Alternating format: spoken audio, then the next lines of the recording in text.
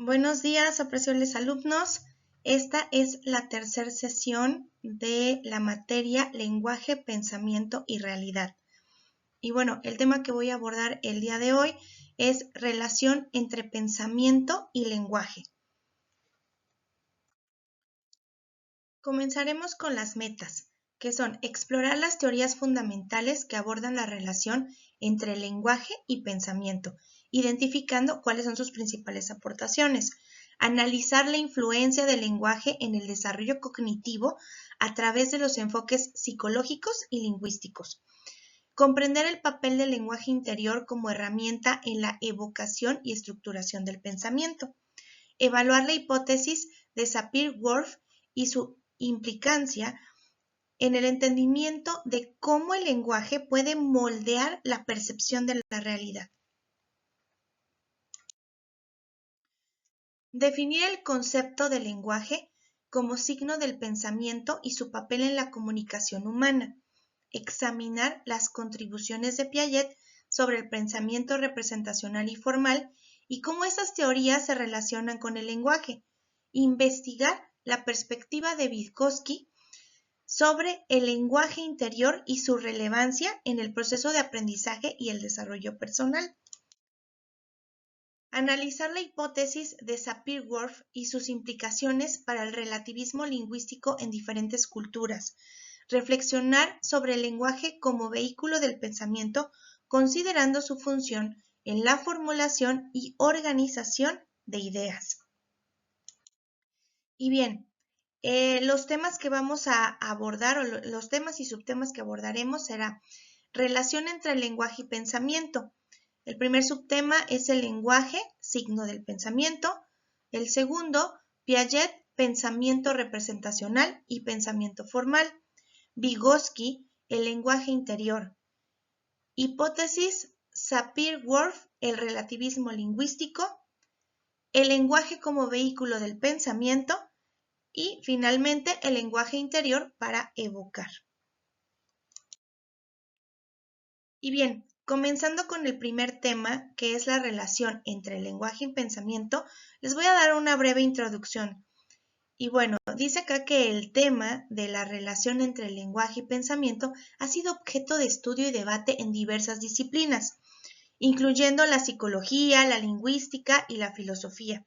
A lo largo de la historia se han formulado teorías que intentan desentrañar cómo el lenguaje influye en nuestros procesos cognitivos y cómo a su vez el pensamiento se manifiesta a través del lenguaje.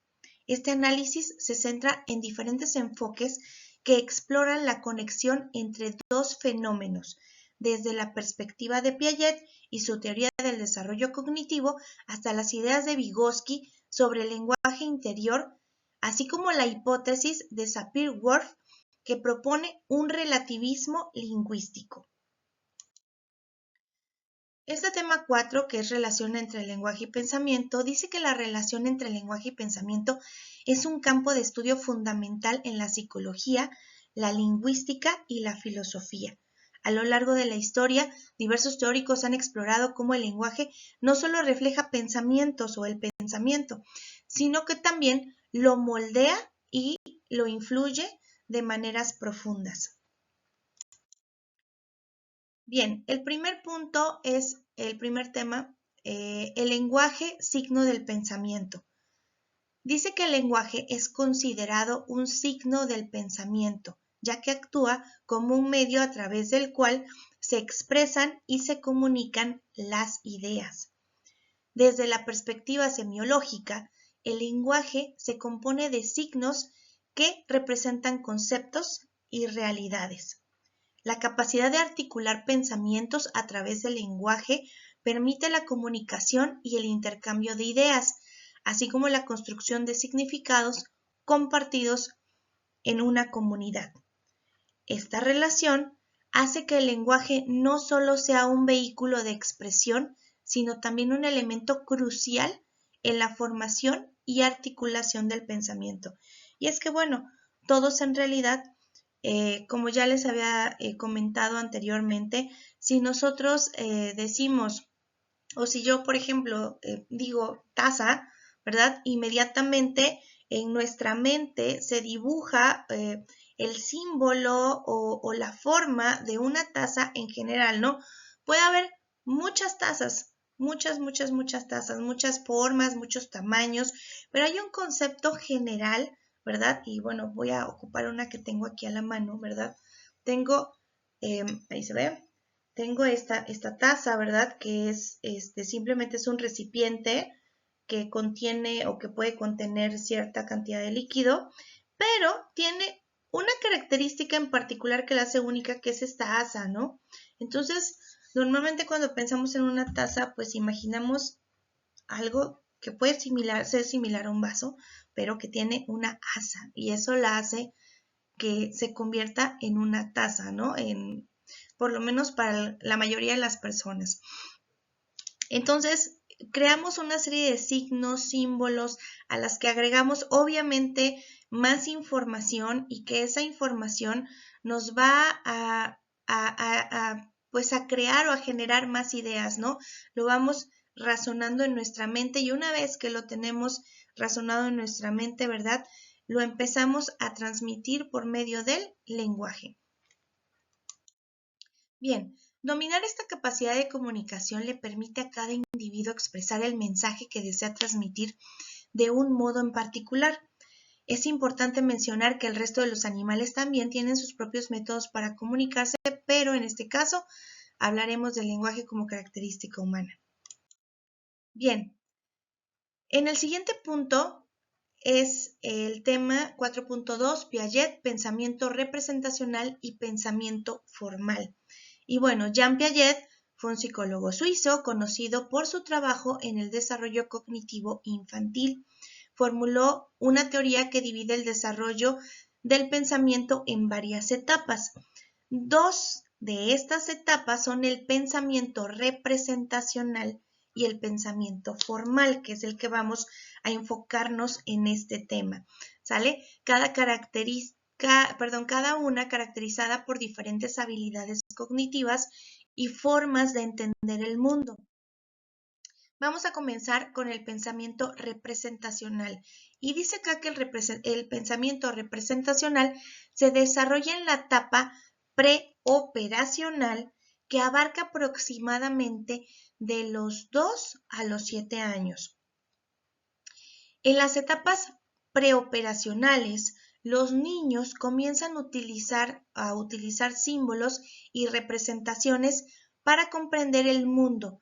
Aquí, el lenguaje se convierte en una herramienta esencial para organizar y expresar sus experiencias. Recuerden que según la teoría de Piaget, pues los niños aprenden en base a la experimentación, es decir, observan primero el objeto y después de que conocen el objeto y lo manipulan, bueno, pues entonces ya empiezan a formarse una idea en su mente, y poco a poco, ¿verdad? Se van llenando de símbolos, se van llenando de ideas, de percepciones, de lo que van experimentando a su alrededor, de manera que poco a poco empiecen a aumentar, ¿verdad?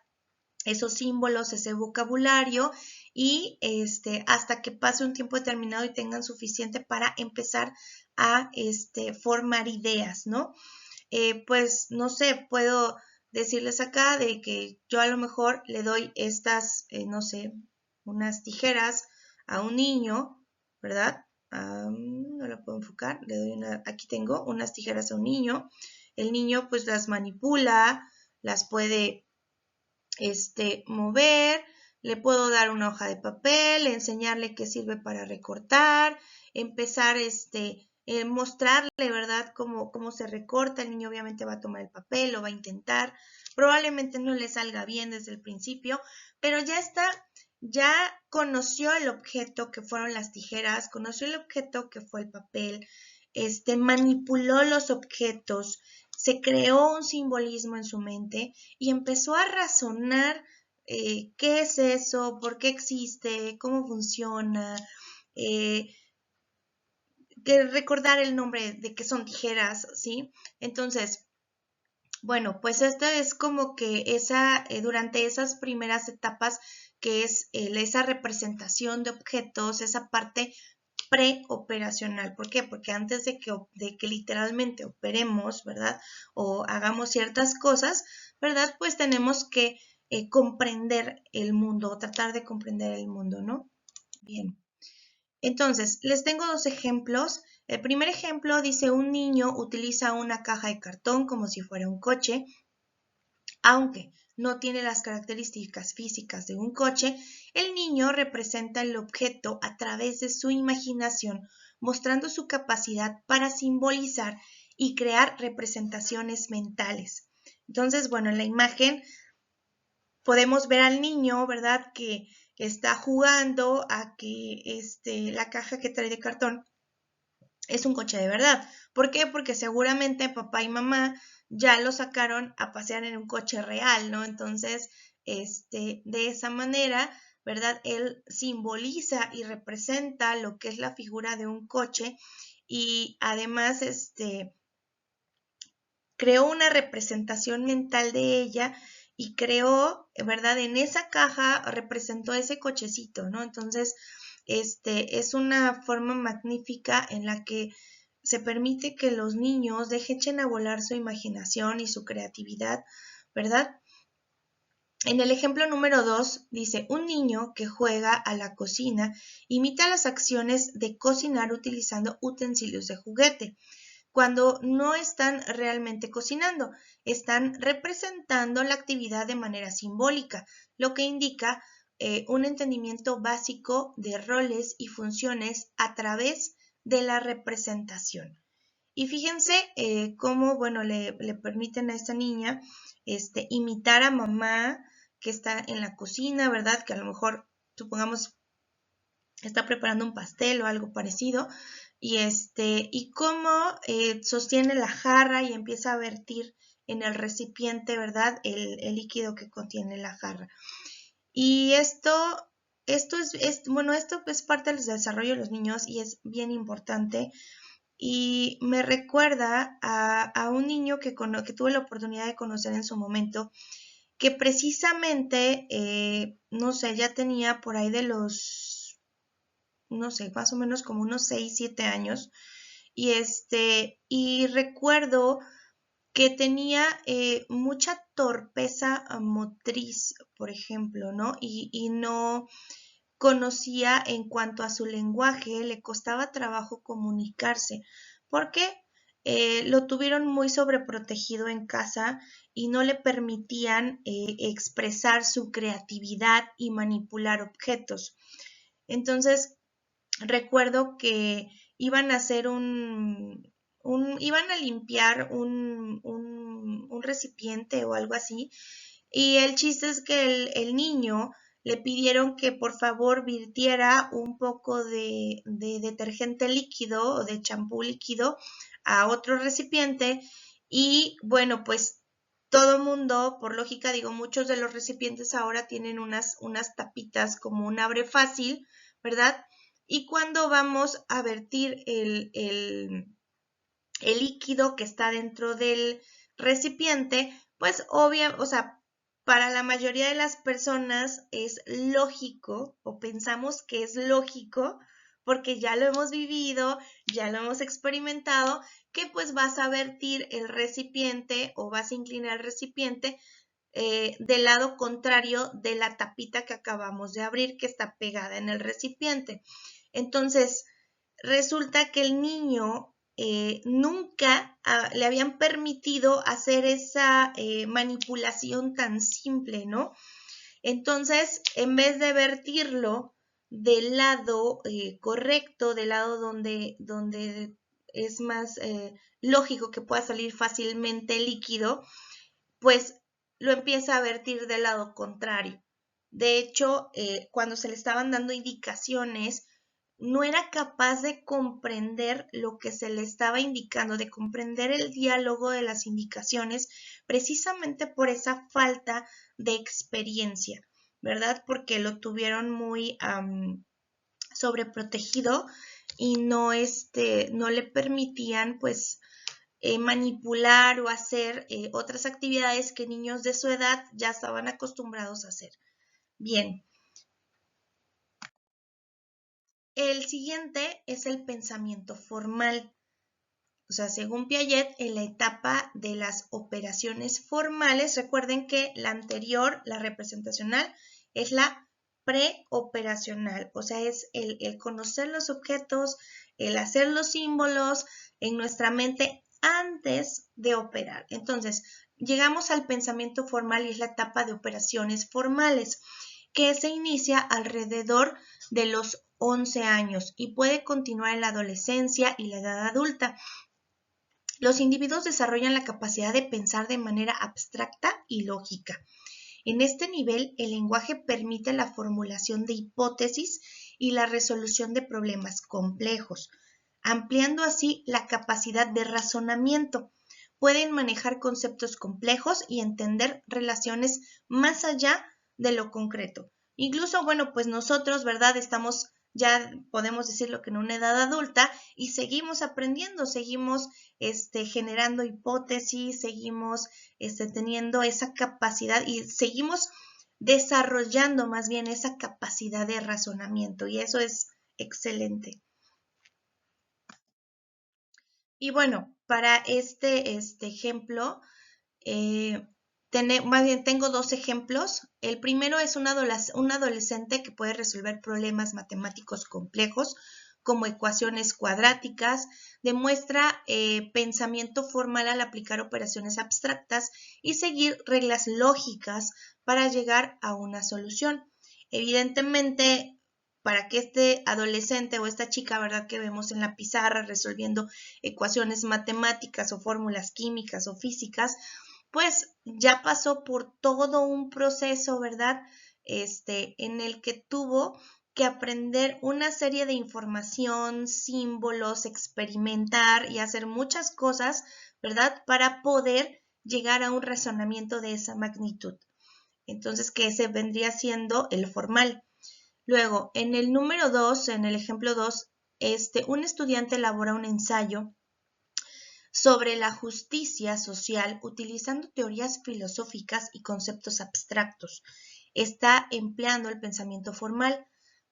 Puede analizar diferentes perspectivas y argumentar de manera lógica, lo que refleja su capacidad de pensar más allá de lo concreto. O sea, yo puedo tener conceptos más concretos como persona, tal vez sintiéndome un poco más ambiciosa, puedo decir sociedad, puedo decir economía, puedo decir, no sé, cosas más concretas, pero unir todas esas ideas, unir todos esos conceptos, pues ya requiere, ¿verdad?, un razonamiento mucho más formal, ¿sale?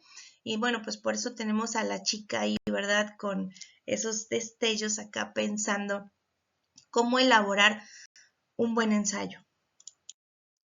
Bien, ahora vamos con el tema 4.3, que es Vygotsky, el lenguaje interior.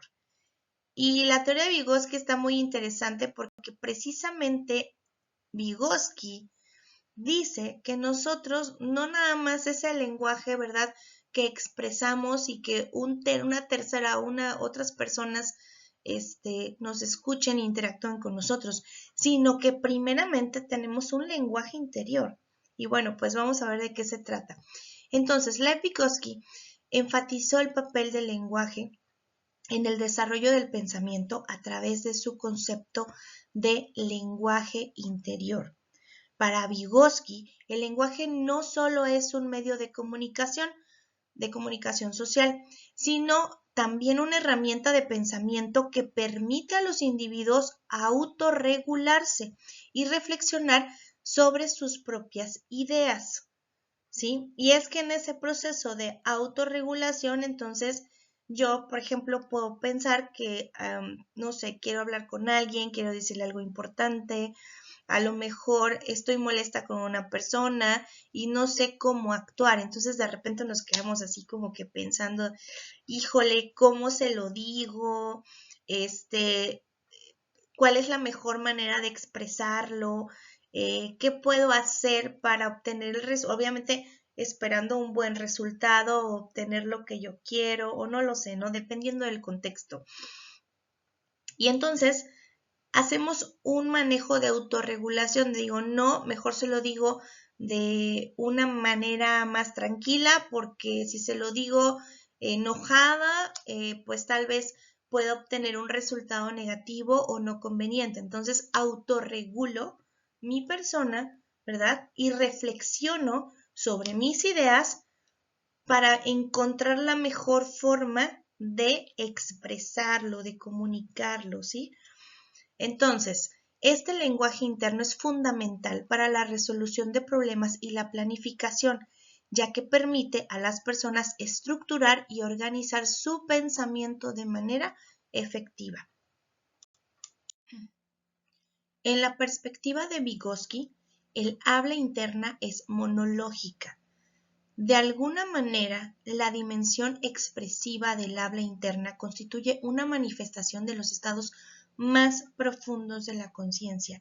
Y es que yo creo que todos, en muchos momentos del día, tenemos ese monólogo interno donde está nuestro yo hablándonos a nosotros mismos y diciéndonos todos los temas que tenemos pendiente, cosas que se nos vienen a la mente, que recordamos, que pensamos, problemas, cosas graciosas, cosas que de repente vimos algo y nos recordó otra cosa, a lo mejor nuestra conciencia y diciéndonos, oye, no has hecho esto, oye, el otro.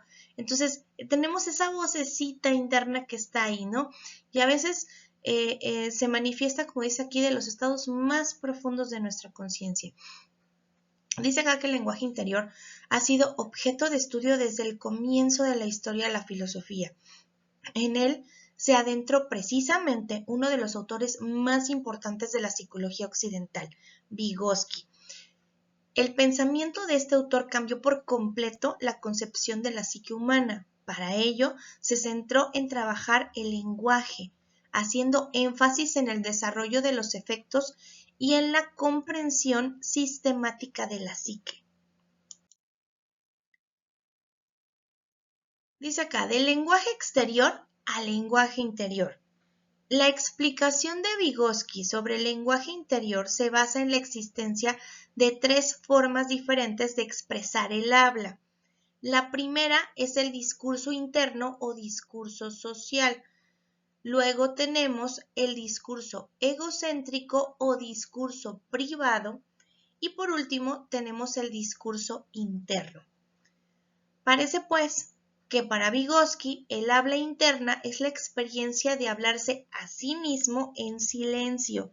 Esto parece ser un lenguaje sin sonido, un habla subvocalizada o, como declara en su última obra, un pensamiento verbal, ¿sí?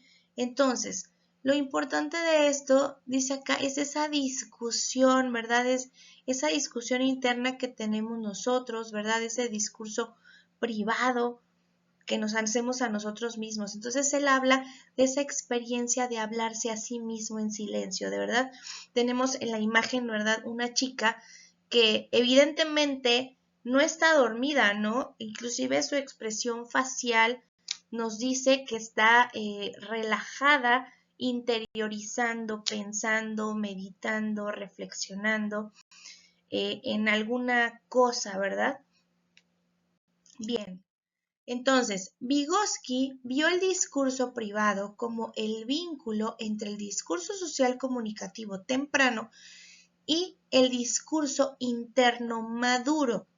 El discurso social se dirige y se adapta intelectualmente a los demás, y el discurso interno es un discurso subvocalizado, dirigido y adaptado a uno mismo. El discurso privado es un discurso vocalizado y adaptado a uno mismo. Por lo tanto, el discurso privado es pensamiento vocalizado. Es decir, que ese pensamiento que tenemos aquí es como si hubiera un pequeño yo, un reflejo de nosotros mismos que nos está hablando, porque en nuestro pensamiento estamos generando un diálogo, estamos dialogando adentro con nosotros mismos.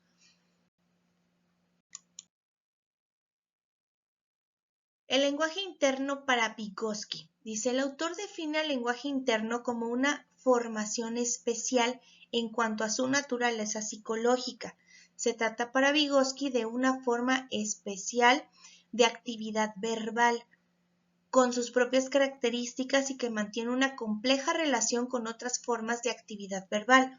Y es que cuando estamos pensando y estamos hablando con nosotros mismos, pues estamos generando palabras, porque le estamos poniendo palabras a esos pensamientos. O sea, verdaderamente nos estamos hablando, hay un diálogo, solamente que no lo expresamos verbalmente. Simplemente aquí en nuestra mente está ese lenguaje expresándose constantemente. Vygotsky expresa que no es indiferente si uno habla para sí mismo o habla para otros, o sea que para él el hecho que lo exprese uno verbalmente y se lo haga saber a otras personas, o sea, es el mismo discurso que te diste antes en tu mente antes de decírselos. Bien, el lenguaje interno es el lenguaje dirigido a uno mismo, mientras que el lenguaje externo sería el que empleamos para dirigirnos a los demás.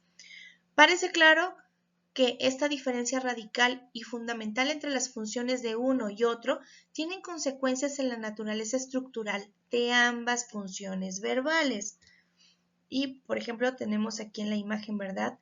La cabeza de una persona y cómo están unas imágenes de esa misma persona en su mente dialogando, ¿no? Intercambiando ideas. De hecho, tenemos aquí uno con el crecimiento con el símbolo positivo y el negativo, ¿verdad? Así como en las caricaturas, recuerdan que antes nos ponían las caricaturas cuando el personaje principal tenía que tomar una decisión, le ponían aquí de la misma forma del personaje, uno como angelito y uno como diablito, ¿no? Y uno diciéndole, sí, hace una maldad y el otro, no, eso no está bien, ¿no? Entonces, pues bueno, algo similar a eso es lo que Vygotsky expresa. No se trata simplemente de vocalización. Para Vygotsky, la presencia o ausencia de vocalización no explica la naturaleza psicológica del lenguaje. Al contrario, explica la consecuencia que se desprende de esa naturaleza. ¿Esto qué quiere decir? O sea, no importa la forma en que nosotros vocalicemos o expresemos ese lenguaje, ya sea interna o externa, al final del día ese lenguaje es una consecuencia que se desprende de esos pensamientos que previamente pues existen en nuestra psique, ¿no? El lenguaje interno no solo precede al externo, sino que es contrario a él.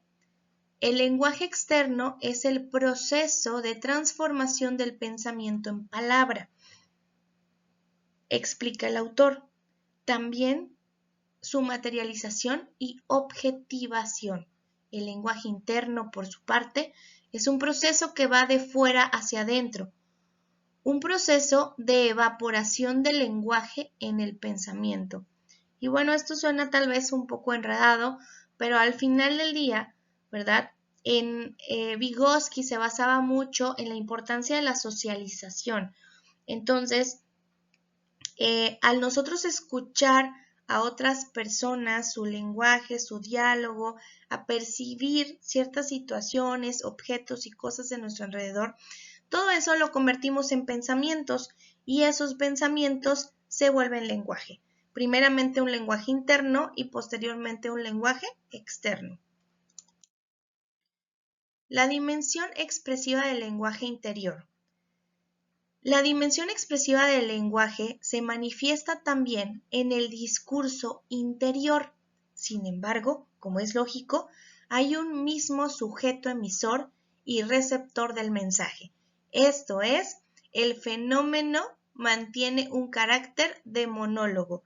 Y bueno, pues les pongo la imagen aquí arriba, ¿verdad? De un sujeto que tiene a otro sujeto pequeñito, ¿verdad? En su hombro y que pues le está hablando, ¿no? Y él resulta que pues es el mismo representado en pequeñito, porque él mismo es el que se está hablando todo el tiempo, entonces se vuelve un monólogo donde nuestro yo interno está hable y hable y hable y hable, ¿verdad? Y expresándonos o manifestando todas esas ideas que están revoloteando en nuestra mente.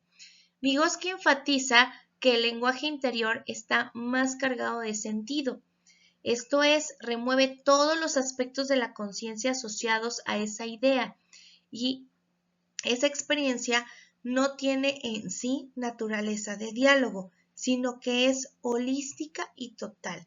Y es que con holística nos referimos a todo, o sea, realmente engloba, esas ideas engloban todo nuestro pensamiento interno, o sea, toda esa información que hemos acumulado dentro de nosotros y como dice aquí Vygotsky, está cargado de sentido. ¿Por qué? Porque lo que nosotros hemos experimentado, lo que nosotros hemos vivido, pues es lo que tiene sentido para nosotros. Y eso me recordó ese pasaje bíblico donde está el famoso Santo Tomás que dicen en las frases coloquiales de hasta no ver, no creer, ¿no?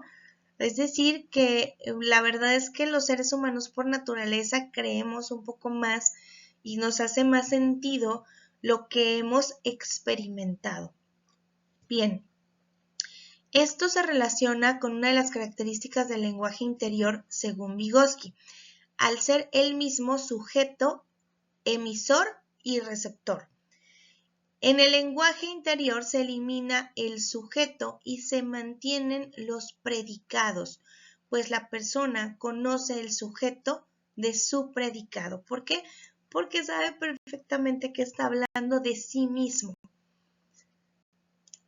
Bien, en resumen, en perspectiva de Vygotsky, el habla interna es monológica. De alguna manera, la dimensión expresiva del habla interna constituye una manifestación de los estados más profundos de la conciencia. Así, el lenguaje interior surge en la teoría de Vygotsky gracias a la relación interfuncional entre pensamiento y lenguaje. En esencia, la mayoría de nuestros pensamientos cobrarían forma gracias a la unión de palabras y ese es el aspecto clave del lenguaje interior según Vygotsky. En el tema 4.4, hipótesis Sapir-Whorf, el relativismo lingüístico. La introducción es la siguiente. En la década de 1920, Benjamin Whorf era un estudiante graduado que estudiaba con el lingüista Edward Sapir en la Universidad de Yale. Y bueno, pues se los presento, están el lado derecho en la imagen, ¿verdad? Tenemos primeramente a Edward Sapir y Benjamin Lee Whorf, ¿sale? Que estudiaron juntos en la Universidad de Yale en New Haven, Connecticut. Sapir, considerado el padre de la antropología lingüística estadounidense, se encargó de documentar y registrar las lenguas y culturas de muchas tribus nativas americanas que estaban desapareciendo a un ritmo alarmante. Esto se debió principalmente a los esfuerzos deliberados del gobierno de Estados Unidos para obligar a los nativos americanos a asimilarse a la cultura euroamericana. Sapir y sus predecesores fueron muy conscientes de la estrecha relación entre cultura y lengua porque cada cultura se refleja e influye en su idioma. Whorf creía que los seres humanos ven el mundo de la manera en que lo hacen porque los idiomas específicos que hablan influyen en ellos para hacerlo. Desarrolló esta idea tanto a través de su trabajo con Sapir como de su trabajo como ingeniero químico para la Hartford Insurance Company, investigando las causas de los incendios. Qué curioso, ¿no? ¿Qué tiene? Podrán ustedes preguntarse, bueno, ¿y qué tiene que ver una fábrica de químicos con el lenguaje? Y bueno, vamos a verlo ahorita en el ejemplo. Dice, uno de sus casos mientras trabajaba para la aseguradora, fue un incendio en un negocio donde había varios bidones de gasolina.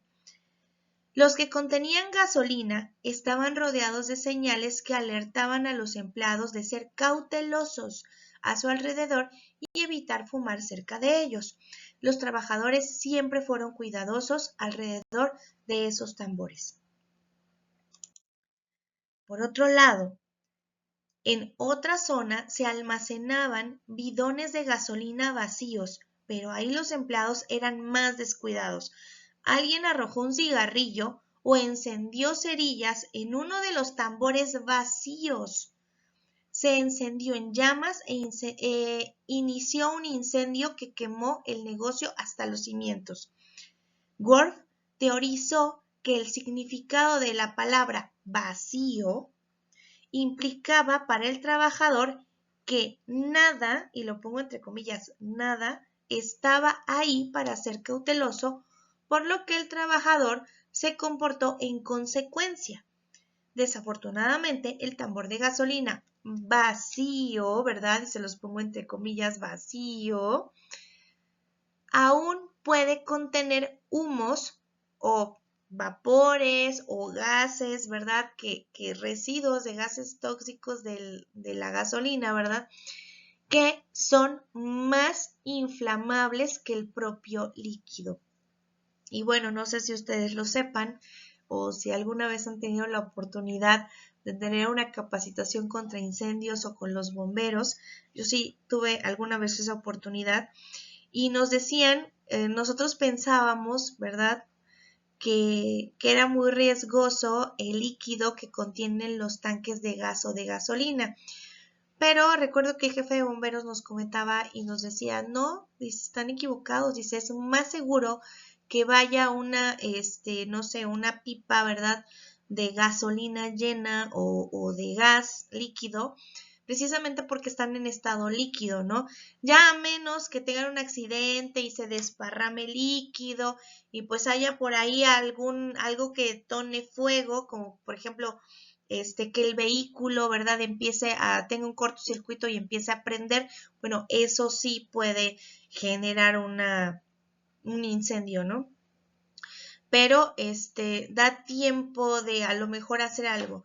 Pero cuando las pipas de gas o nuestros tanques de gas están vacíos, es más, inclusive, es una información importante para los que tengan automóviles, por eso es que recomiendan que nunca traigas tu tanque vacío, porque dentro del tanque de la gasolina, pues la gasolina despide gases, pero cuando están en su estado gaseoso es mucho, pero mucho más volátil porque su medio de transporte es el viento. Entonces una chispa, un cerillito, un cigarro encendido pueden generar realmente un incendio muy grande y demasiado volátil que ni siquiera nos daría tiempo de reaccionar.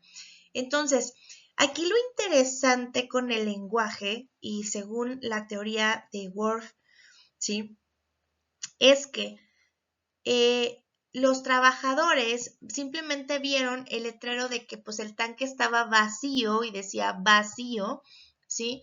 Y para los trabajadores en su idioma, en su cultura, o a lo mejor hablan el mismo idioma, pero tienen pobreza de vocabulario, ¿no? Quizás no es suficiente, y no pobreza de vocabulario en realidad, sino más bien pocos, menos conocimientos, ¿no? Menos experiencia. Y entonces ven que dice vacío, entonces ellos en su experiencia, en sus conocimientos, y aquí me volví a acordar de Piaget, ven que Piaget decía que las personas conocemos por nuestras experiencias, y Vygotsky dice que nosotros, ¿verdad?, reflexionamos acerca de nuestras experiencias en ese diálogo interno, pero si las personas que trabajaban ahí no tenían esa experiencia, y en base a sus experiencias y conocimientos, lo único que sabían es que si un recipiente está vacío, es que no tiene nada, ¿sí? Entonces, quizás las personas encargadas debieron de haber aclarado ¿sí? Que de todos modos deben de ser precavidos porque existen gases en el ambiente y estos son volátiles, y tratar de explicárselos para aquellas personas que nunca han tenido una experiencia de un incendio, o por lo menos hayan visto un video, una imagen o una noticia, ¿no? Porque no está en sus conocimientos. Entonces, si hay más palabras que tengan otros significados y que ellos los desconocen porque nunca las habían escuchado, nunca lo habían experimentado, pues entonces no van a entender, para ellos no existe, ¿sí? Entonces, vuelvo al ejemplo, dice vacío, pues para ellos no tiene absolutamente nada, porque en ningún lado dice que hay gas, ¿sale? Bien, continuamos con más ejemplos.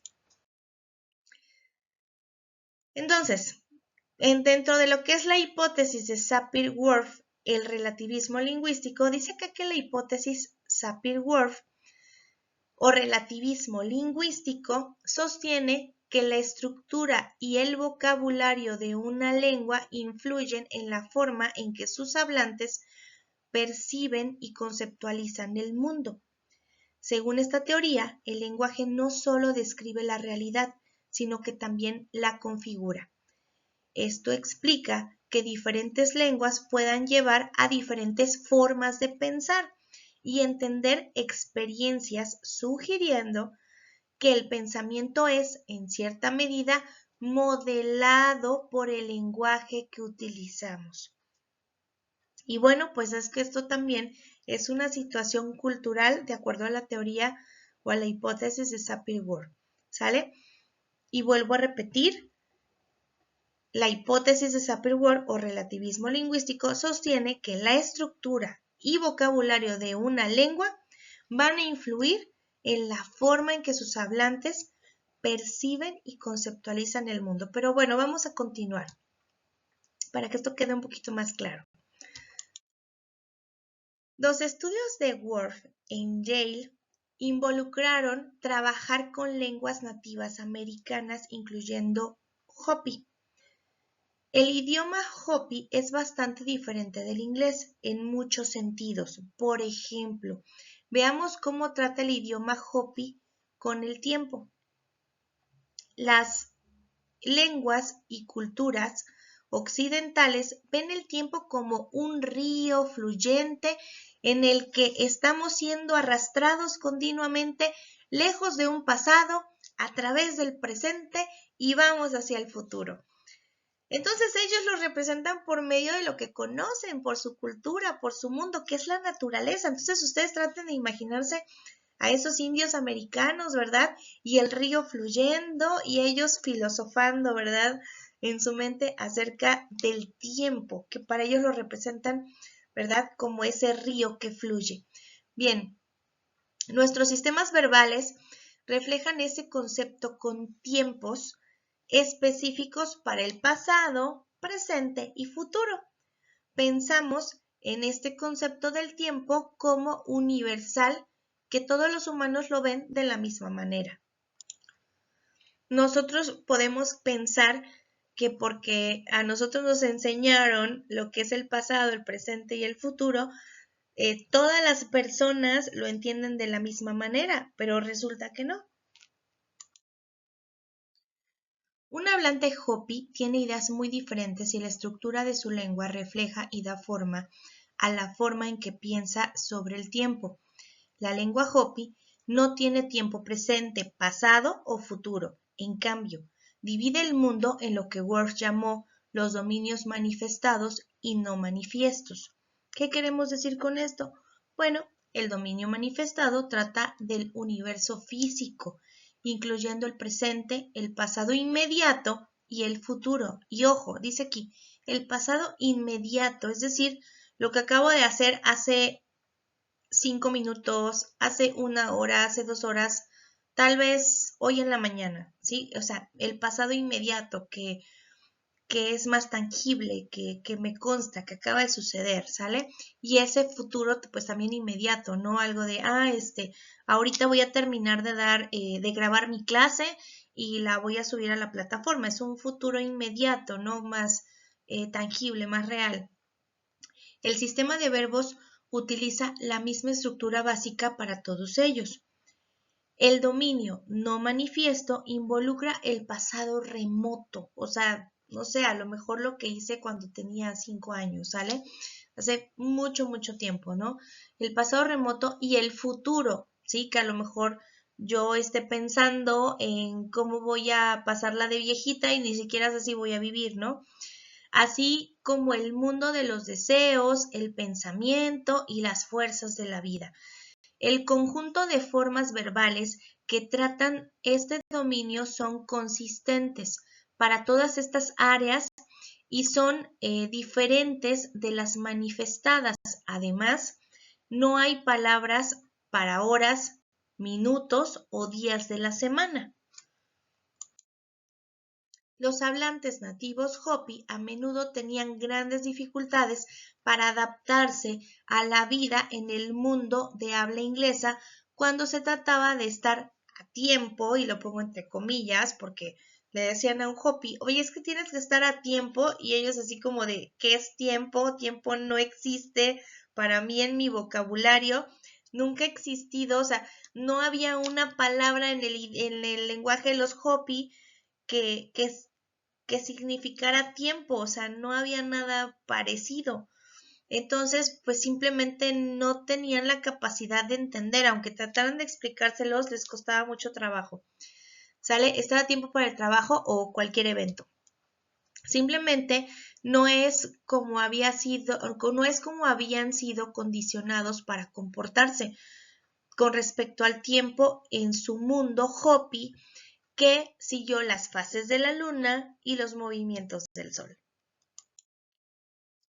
En un libro sobre los Abenaki, que vivían en Vermont a mediados del siglo XIX, Trody and Parker describió su concepto de tiempo, que se parecía mucho al de los Hopi y muchas de las otras tribus nativas americanas.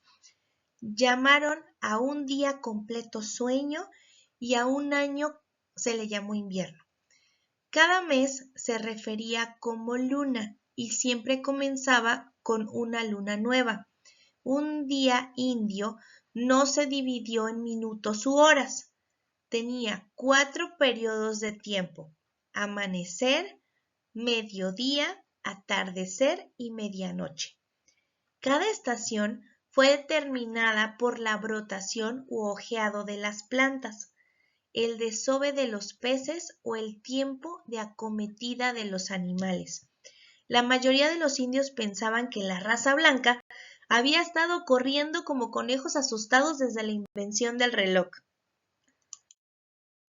El léxico o vocabulario de un idioma es un inventario de los elementos de los que una cultura habla y ha categorizado para darle sentido al mundo y tratarlo de manera efectiva. Ojo, esto es bien importante. O sea, ese léxico y ese vocabulario que se generaron o que generaron las personas en cada idioma, ¿sí? Fueron, pues elementos, ¿verdad? Que ellos mismos se inventaron, pues para darle un sentido al mundo, o sea, encontrar desde su perspectiva, desde su cultura, desde sus costumbres, desde el lugar en donde viven, todo y todo lo que influía a su alrededor y en ellos mismos, ¿verdad? Pues trataron de ponerle nombres, símbolos, ¿verdad? Y de mencionarlos de alguna manera tanto a los objetos como a los fenómenos, las situaciones y las cosas, ¿no? De acuerdo a sus necesidades. Como dice acá, pues repito nuevamente, para darle sentido al mundo y tratarlo de una forma efectiva. Bien, por ejemplo, la vida moderna está dictada para muchos por la necesidad de viajar en algún tipo de vehículo: autos, camiones, trenes, autobuses, etc. Por lo tanto, tenemos miles de palabras para hablar de ellos, incluyendo muchos tipos de vehículos, modelos, marcas y piezas. Pero como ya les había dicho anteriormente, al final del día, ¿verdad? Las personas buscan una manera generalizada de llamarle, por ejemplo, a un vehículo. Nosotros podemos pensar, no sé, preguntarle a alguien, ¿en qué te vas a mover? No, pues en un vehículo, ¿no? Y obviamente ya después podemos ser específicos y ya entonces diremos qué tipo de vehículo, ¿no? Puede ser una moto, puede ser un camión, etcétera. Pero bueno, al final del día, pues sí entendemos esa conceptualización general de lo que puede ser un vehículo. Dice, partes de la hipótesis de Whorf, conocida como relatividad lingüística, fueron polémicas desde el principio y aún se encuentran entre algunos lingüistas. Sin embargo, las ideas de Whorf forman ahora la base de todo un subcampo de antropología cultural, la antropología cognitiva o psicológica. Se han realizado varios estudios que apoyan las ideas de Whorf. Por ejemplo, la obra lingüística de George Lakoff analiza la existencia generalizada de metáforas en el habla cotidiana que se puede decir que predisponen la visión del mundo y las actitudes de un hablante sobre una variedad de experiencias humanas. Una metáfora es una expresión en la que un tipo de cosas se entienden y se experimenta en términos de otra cosa totalmente ajena. Las metáforas en una lengua pueden revelar aspectos de cultura a sus hablantes. Tomemos, por ejemplo, el concepto de argumento, y lo pongo en negritas, ¿verdad? En lógica y filosofía, un argumento es una discusión que involucra diferentes puntos de vista o de un debate. Pero la metáfora conceptual en la cultura estadounidense puede afirmarse como, y lo pongo aquí resaltado, argumento es guerra, ¿verdad? Y pónganse a reflexionar y normalmente es eso, cuando muchas culturas o las que conocemos decimos vamos a argumentar y pensamos que es una guerra. Entonces esta metáfora se ve reflejada en muchas expresiones del lenguaje cotidiano de los hablantes norteamericanos y me expresan frases como gané el argumento. Luego, él derribó cada punto que hice. Ojo, él derribó cada punto que hice. Aquí ya empieza a hablar del argumento sin decir argumento. Simplemente dice que él, obviamente, entre paréntesis, ¿verdad? Argumentó para derribar mis puntos. ¿Sale? Atacaron cada argumento que hicimos. Tu punto está justo en el blanco. Y ahí ya le estamos llamando argumento punto, no un punto de vista. Por ejemplo, tuve una pelea con mi novio anoche. Y ojo, o sea, en esa pelea, obviamente, ambas partes tuvieron que dar un argumento. Y bueno, como tenemos en la imagen de arriba, ¿no? El de rojo está ahí emocionado, apasionado, ¿verdad? Expresando, tiene muchos signos de admiración. Y el que le está, su receptor, que es el que lo está escuchando, pues tiene muchas incógnitas, ¿no? A lo mejor estará pensando, ¿qué onda con todo lo que está expresando, no? En otras palabras, utilizamos palabras apropiadas para discutir la guerra cuando hablamos de argumentos que desde luego no son guerra real, pero en realidad pensamos en los argumentos como una batalla verbal que a menudo involucra ira e incluso violencia, que luego estructura cómo argumentamos. Para ilustrar que este concepto de argumento no es universal, Lakoff sugiere imaginar una cultura donde un argumento no sea algo que se gane o se pierda, sin estrategias de ataque o defensa, sino más bien como un baile donde el objetivo de los bailarines es actuar de una manera ingeniosa, agradable.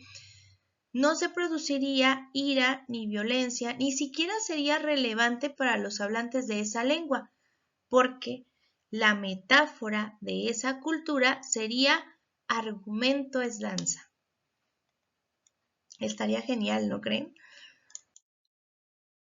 Bien, el siguiente punto es el lenguaje como vehículo del pensamiento. El lenguaje es fundamental como vehículo del pensamiento, ya que es el medio a través del cual expresamos, organizamos y comunicamos nuestras ideas. Aquí hay algunos aspectos clave sobre esta relación. El lenguaje nos ayuda a estructurar nuestros pensamientos de manera lógica. Al formular oraciones y frases, organizamos nuestras ideas y las hacemos más comprensibles. A través del lenguaje podemos compartir nuestras experiencias y conocimientos con otros. Esto no solo fomenta la comprensión mutua, sino que también permite la construcción del conocimiento colectivo. El lenguaje permite el desarrollo del pensamiento abstracto. Conceptos complejos pueden ser articulados y discutidos, lo que no sería posible sin un sistema lingüístico. Y bueno, en realidad es que esos sistemas lingüísticos que el hombre ha generado a lo largo de la historia son una herramienta fantástica para poder comunicar nuestras ideas y poder, ¿verdad?, esperar una retroalimentación de nuestros interlocutores y de esta manera, pues, generar nuevas ideas, resolver problemas, y poder, ¿verdad?, pues, generar un desarrollo, ¿no? Bien, el lenguaje refleja y moldea la cultura y la identidad.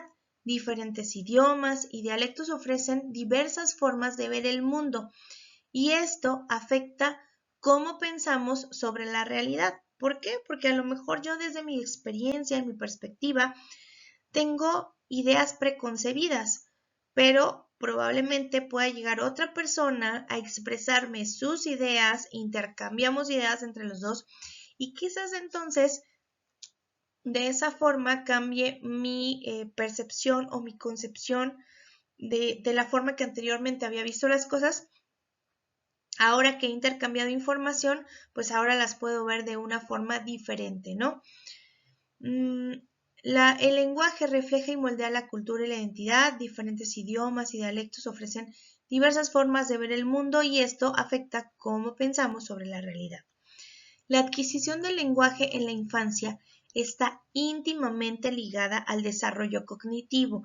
A medida que los niños aprenden a hablar, también desarrollan habilidades de razonamiento y resolución de problemas. Y es que, pues, obviamente, conforme van desarrollándose los pequeñitos, ¿verdad? Primero empezamos con simbolismos, con conceptos, pero después entonces vamos comprendiendo el mundo, ¿verdad? Vamos interactuando socialmente y entonces nos vamos dando cuenta de otras cosas y es como los niños empiezan a hacer sus primeros procesos de razonamiento lógico. Bien, aunque el lenguaje es una herramienta poderosa, también tiene limitaciones. No siempre puede capturar la complejidad de los sentimientos o experiencias, lo que a veces puede dificultar una comunicación efectiva.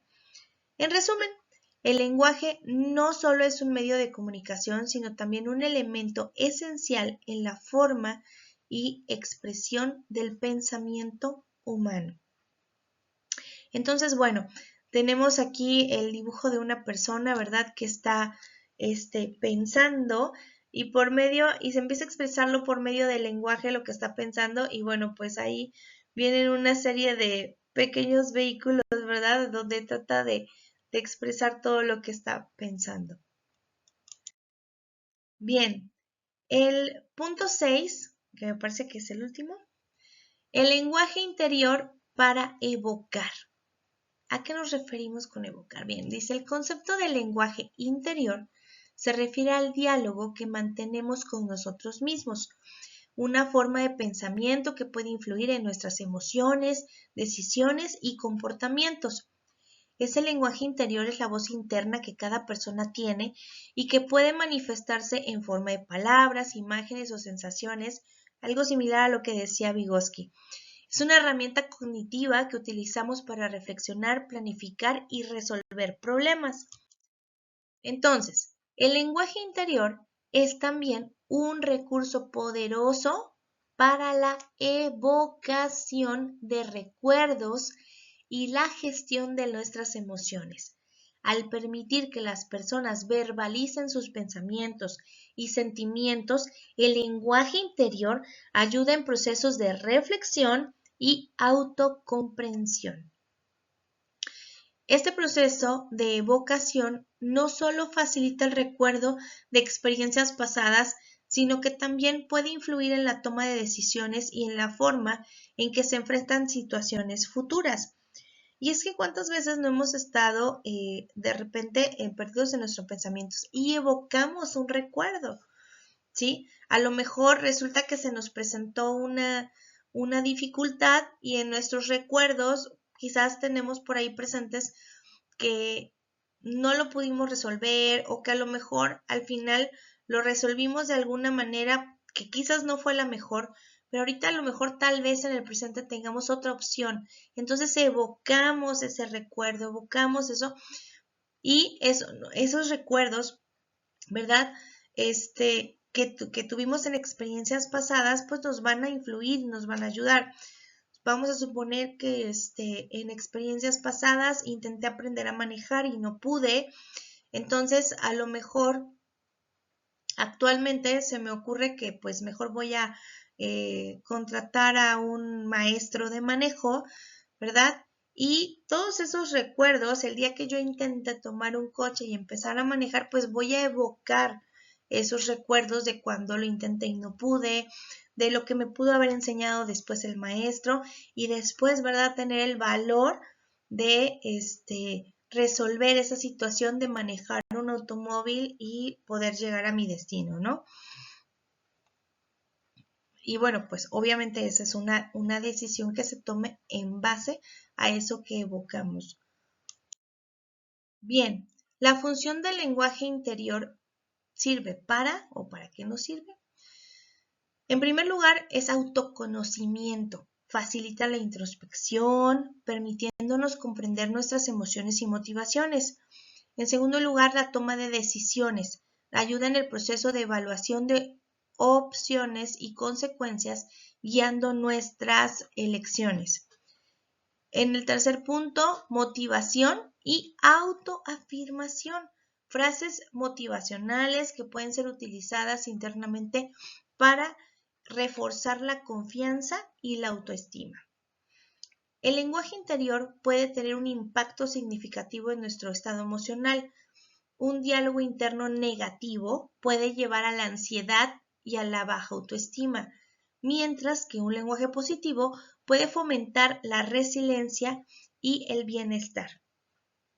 Y esto me recuerda un poco también, porque esto es como la base de programación neurolingüística, donde de repente nosotros nos estamos hablando en la mente y decimos, es que no puedes, es que no lo vas a lograr, es que la vida es horrible, tienes muchos problemas. Entonces imagínense ese personaje interno, ese yo interno, hablándonos constantemente negativo, en cambio de que si nos programáramos positivamente y le habláramos en positivo, bueno, pues es mucho más probable que tengamos muchos mejores resultados, ¿no? Por eso dice acá que un lenguaje positivo fomenta esa resiliencia y un bienestar. Bien, las técnicas para evocar un lenguaje interior positivo son, primero, reformulación cognitiva, es decir, cambiar pensamientos negativos por afirmaciones más positivas. Luego, visualización, imaginar situaciones exitosas y positivas para impulsar la confianza y la motivación. Y finalmente el mindfulness, practicar la atención plena para observar y gestionar el diálogo interno sin juicios. Y bien, por aquí dice que un lenguaje interior rico y diverso puede estimular la creatividad y eso es maravilloso, ¿no? Como la niña que tenemos abajo que tiene sus ojitos cerrados y que se está imaginando, ¿verdad? Todo el universo, ¿no? Quizás pueda ser una astróloga, ¿no? Una astronauta o algo así. Luego dice acá, cultivar un lenguaje interior positivo y constructivo es esencial para el crecimiento de la persona. La autorreflexión y el diálogo interno pueden ser herramientas poderosas para el cambio y la mejora continua. En resumen, el lenguaje interior no solo es un fenómeno psicológico, sino también una manifestación de nuestra identidad y autoconciencia. Al entender y trabajar conscientemente en nuestro diálogo interno, podemos mejorar nuestra calidad de vida y fomentar un desarrollo personal más significativo. Y bien, pues ya vamos casi por el final de nuestro tema. Me voy con las conclusiones. Y la primera conclusión dice que la relación entre lenguaje y pensamiento es compleja y multifacética. Las teorías de Piaget y Vygotsky ofrecen marcos valiosos para entender cómo el lenguaje no solo sirve como un medio de comunicación, sino que también actúa como un catalizador en el desarrollo del pensamiento. Y bueno, por si alguien no sabe qué es catalizador, se trata, ¿verdad?, de que actúe de manera pronta, ¿verdad?, de accionando, impulsando, ¿verdad?, el desarrollo de ese pensamiento. La hipótesis de Sapir-Whorf nos invita a considerar cómo nuestras lenguas pueden influir en nuestra percepción del mundo, sugiriendo que el lenguaje puede modelar nuestros pensamientos y experiencias. En conjunto, esas teorías subrayan la importancia del lenguaje en la construcción de la realidad cognitiva, destacando su papel esencial en la educación y el desarrollo humano. El reconocimiento del lenguaje interior como un mecanismo para evocar y estructurar pensamientos abre nuevas vías para comprender cómo los individuos interactúan en su entorno y consigo mismos, enfatizando la interconexión entre el lenguaje, el pensamiento y la cultura. Y bien, solamente les voy a dejar una sola actividad. Esta actividad consiste en elaborar un organizador gráfico donde expongan los puntos más importantes sobre las teorías mencionadas del tema pensamiento y lenguaje que aportaron cada uno de los autores mencionados, en este caso Piaget, Vygotsky y Sapir-Whorf. Al final tendrán que escribir una conclusión general del tema donde expliquen los puntos más relevantes que se tocaron en esta sesión. ¿Sí? Y bueno, pues todas las indicaciones las podrán encontrar en la plataforma. Y bueno, para la siguiente sesión vamos a abordar el tema 5, que es cómo se elabora lo que se piensa. En el primer punto, razonar y argumentar. En el segundo punto, modalidad narrativa del pensamiento. En el tercer punto, comprender e interpretar. Y en el cuarto punto, el diálogo cultural como acción pedagógica. Y bueno, esto es todo por la tercera sesión. Espero que tengan un excelente y maravilloso día y nos estamos viendo pronto.